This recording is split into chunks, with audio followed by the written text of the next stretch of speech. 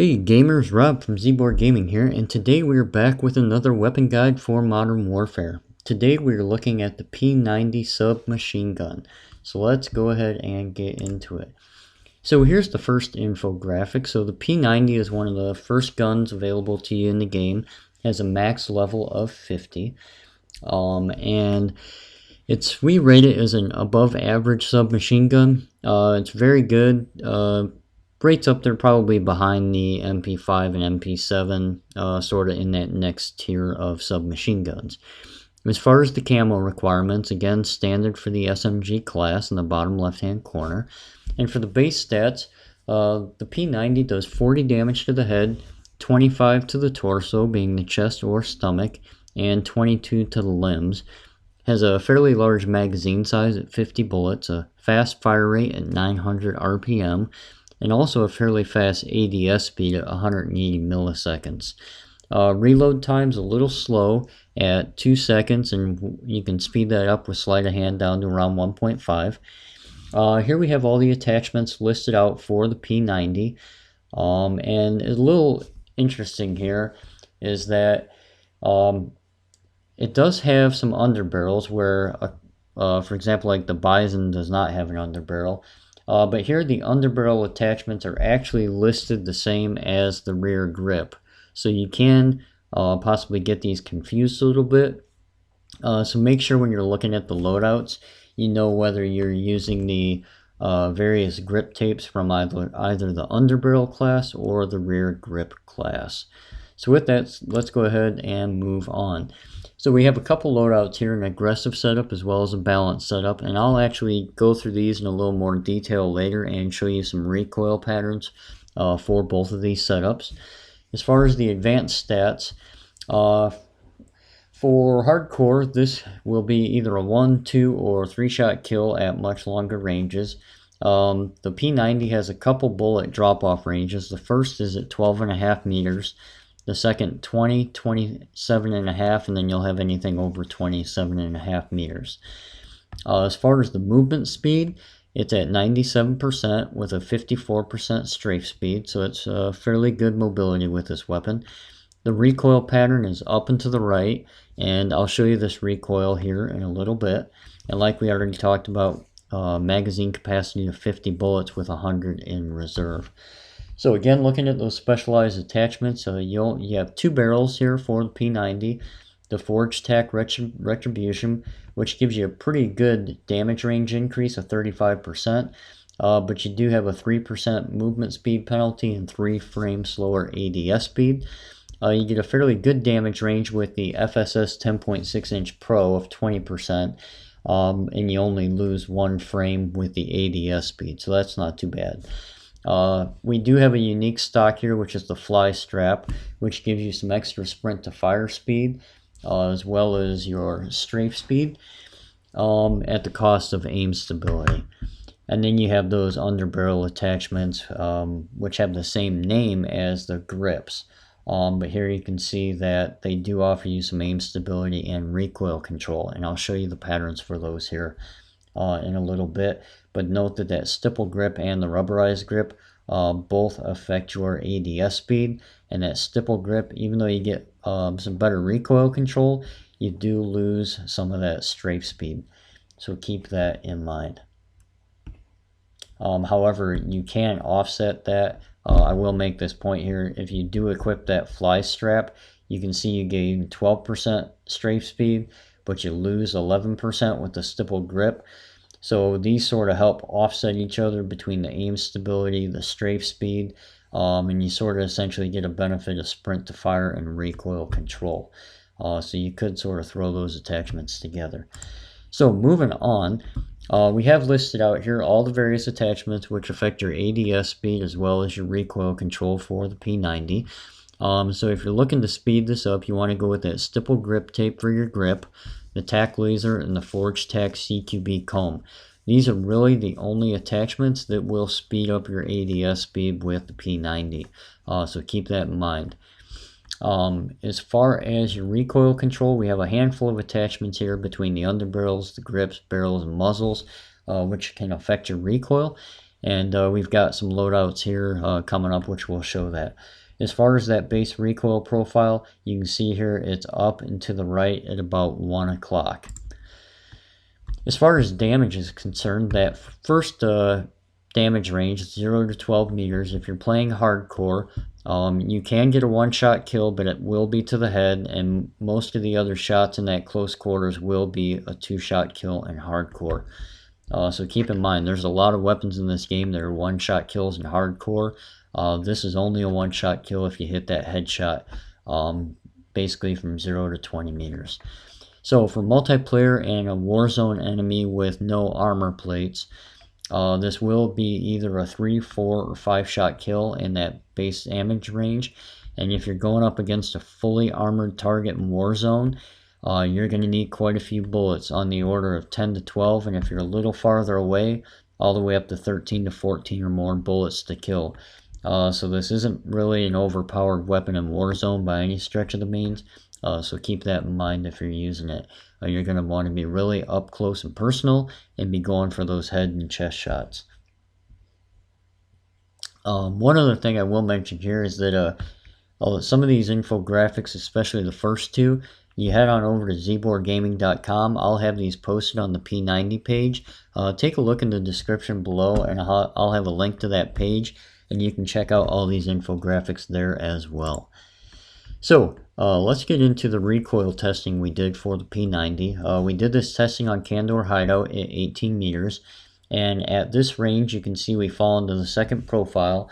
So you'll be doing 32 to the head, 20 to the chest and stomach, and 18 damage to the limbs. So this is basically a 4, 5, or 6 shot kill at this range. So we're going to take a look here at the ADS speed, aim stability. Now see, you can see here I'm lined up with that column. Okay, here you can see the ADS speed. Now keep in mind I do have the VLK optic, so it's slightly normal if you didn't have another optic on. Not a whole lot of idle sway at 18 meters. And you can see this recoil shoots up and to the right, with about the last 5 to 10 bullets all finishing in a similar pattern right here at the end. So here's what that pattern looks like once you track the bullets.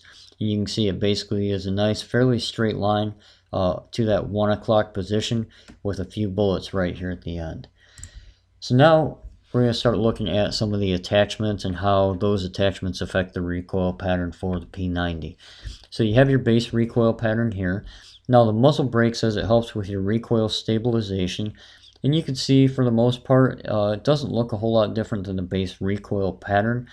You would probably have to look at this and see if there's some visual help to you, but on the whole, overall recoil it doesn't look a whole lot different than that base recoil. You can see here with the compensator it probably chopped about 25% of that total recoil out, and you have a little bit tighter pattern down here at the bottom. The compensator typically is a very good attachment for controlling that vertical recoil, not only on this gun but on most of the other guns as well. So moving on from the muzzle attachments, we're going to look at the two barrel attachments here for the P90. So now keep in mind with that 35% damage range, this will actually take that base damage out to 17.5 meters.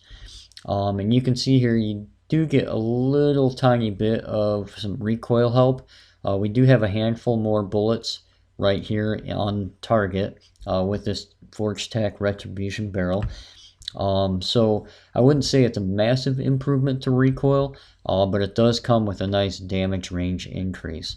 The FSS Pro doesn't say it has anything to do with recoil, and you can see it pretty much follows the same pattern as the base recoil, which would be expected. But even then you get a nice 20% boost to that damage range, out to about 15 meters as far as your base range. So if we go ahead and look at the grip and the stock attachments, the rubberized grip helps with that recoil control, and you can see here that even though the total recoil doesn't appear to be affected a whole lot compared to the base recoil pattern, you can see here that we actually look like we have a lot more bullets though on target right to begin with. We've got 2, 4, 6, 7, 8, about 8 bullets in the same range as where you have about 5 or 6 with the base recoil. And that basically means, you'll get that kill here. That's basically a kill in Warzone if you're up close. The forged tack and the rest of the stock attachments, you can see there's nothing listed in the description about helping recoil. I still wanted to test them though, just to see if there was something I was going to get surprised at. And you can see here that all of these attachments pretty much follow that base recoil pattern. So none of these will really help as far as recoil pattern. So just keep that in mind. Okay, moving on to the underbarrels. So these are those same grip tapes, but now the underbarrel versions of them. And you can see here that the granulated helps with that aim stability. So you don't really see an overall help in the overall vertical recoil. However, with the stipple grip and the rubberized grip, you can see you do get about a 20% improvement with that recoil control. Here you can see you've got quite a few bullets right on target with that stipple grip.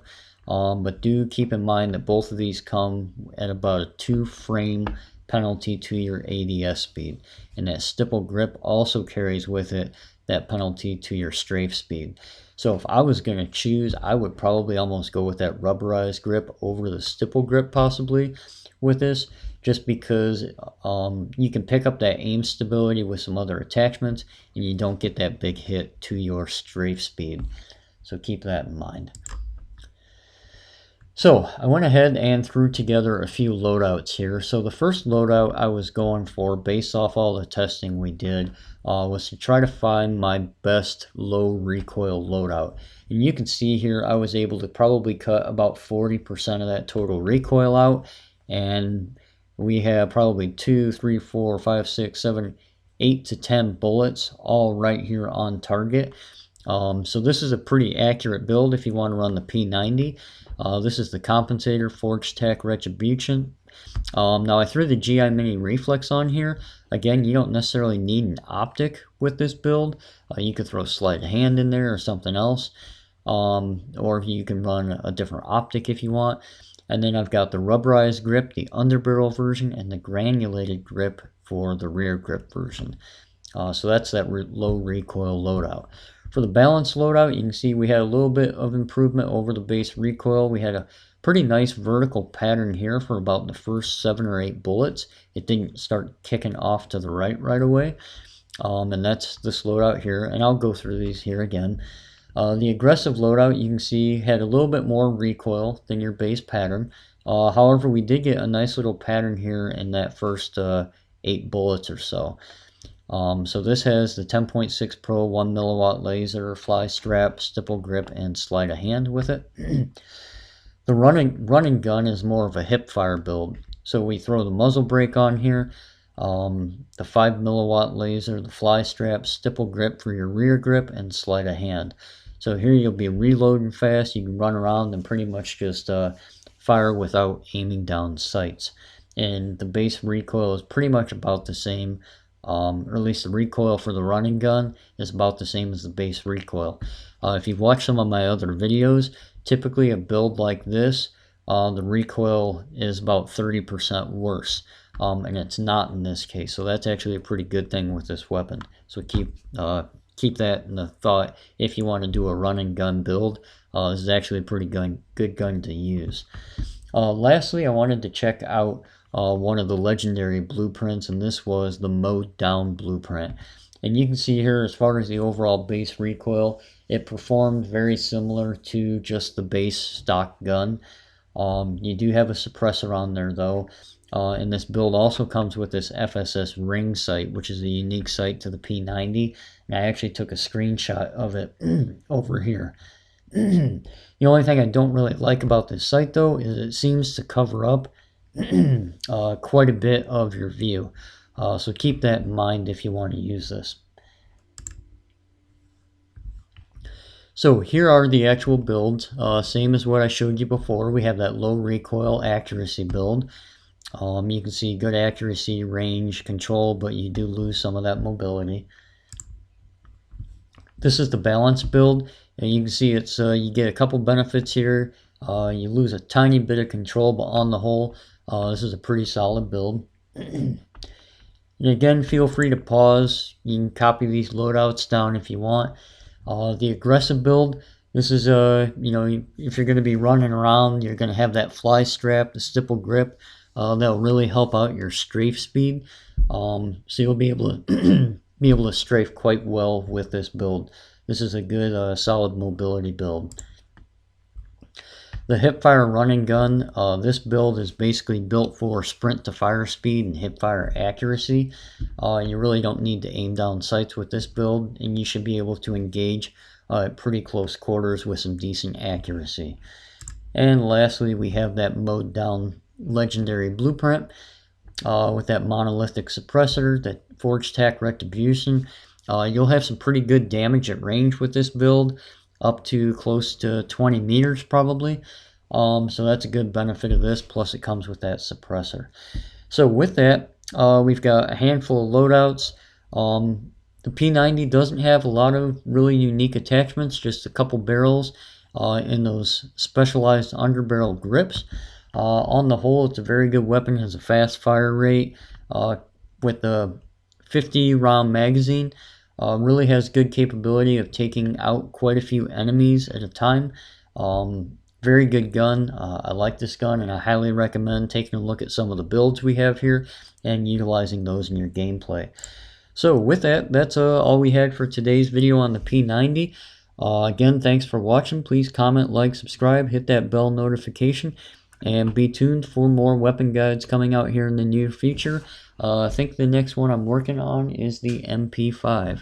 So again, stay tuned. Thanks for watching. Take care.